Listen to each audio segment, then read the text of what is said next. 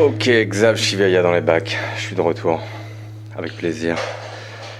Ça fait très chaud au cœur en fait de vous retrouver. Et le sujet que je veux aborder en toute quiétude, c'est le sujet emblématique en fait. C'est celui de la vérité. Alors, en fait, il y a autant de vérité que d'individus. C'est ça qu'il faut savoir en fait. D'accord? C'est que chacun vit dans sa propre matrice en fonction du destin, on va dire. Hein, c'est la fatwa, c'est ainsi quoi. J'aime beaucoup la notion de karma sur ce sujet-là. Alors, la vérité, elle est personnelle, à l'image de la connaissance de soi. Et en même temps, il y a autant de vérité que de facettes du diamant. C'est pour ça que dans la tradition, auquel je reviens souvent, parce que si elle a traversé en fait les âges et les siècles, c'est qu'il y a une raison. Elle est tout simplement un reflet du chemin en fait. Donc au départ, on pense qu'on part en fait dans une aventure. On va aller escalader une montagne en fait. C'est un peu la parabole usuelle. Et je dirais que plutôt, en tout cas c'est ce que disent les sages, hein, que c'est dans votre grotte en fait qu'il faut rentrer. Et le tout c'est d'y rentrer mais aussi d'y rester. Et au fond de votre grotte, dans la tradition tantrique des Natha Yoga, on expérimente en fait ce scénario tantrique avec le yoga du sommeil. Là où c'est intéressant, en fait, c'est quand on rentre dans son monde de l'inconscient qui est situé complètement dans le cœur, en fait, comme une mémoire.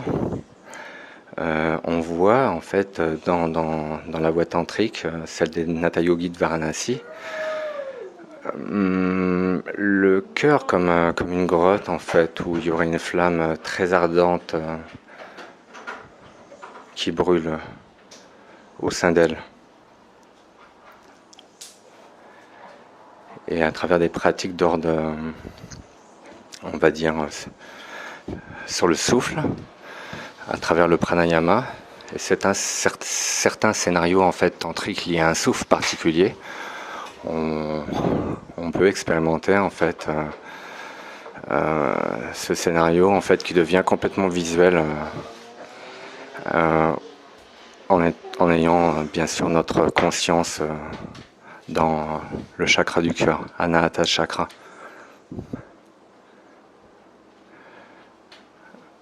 Alors j'en reviens quand même à ce sujet de la vérité en fait. Donc il y a autant de vérité que d'âme, sur un plan on va dire spirituel.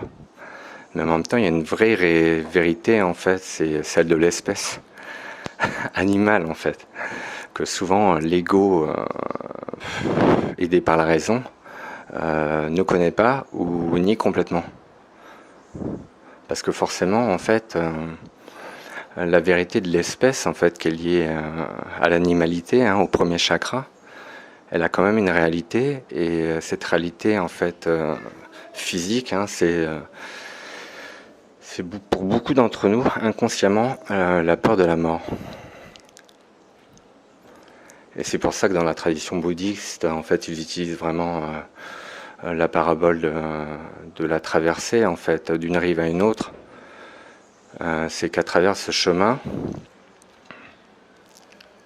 c'est pour ça que les Japonais, d'ailleurs, dans la voie du samouraï, un bushido, en fait, ce qui les intéresse, en fait, c'est le rapport à la mort.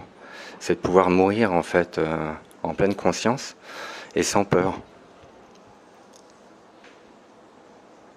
Là-dessus, il y a différents aspects que j'expliquerai ou peut-être je chercherai à concevoir d'ordre holographique ce que peut être le chemin.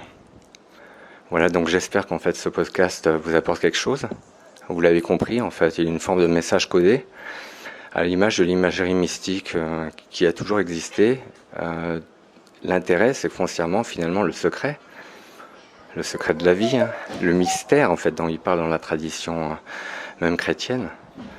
C'est un secret qui est enfoui en fait, en tout à chacun, en nous tous. Et voilà le grand intérêt en fait de la vie quand même pour bien vivre, c'est de pouvoir soi-même l'embrasser pour que vous puissiez voir votre vie à l'image d'une danse. Et c'est vraiment la représentation de Nataraja, un Shiva, le Shiva cosmique en fait, celui qui danse avec la vie. Voilà, je vous embrasse tous et je vous dis à très bientôt.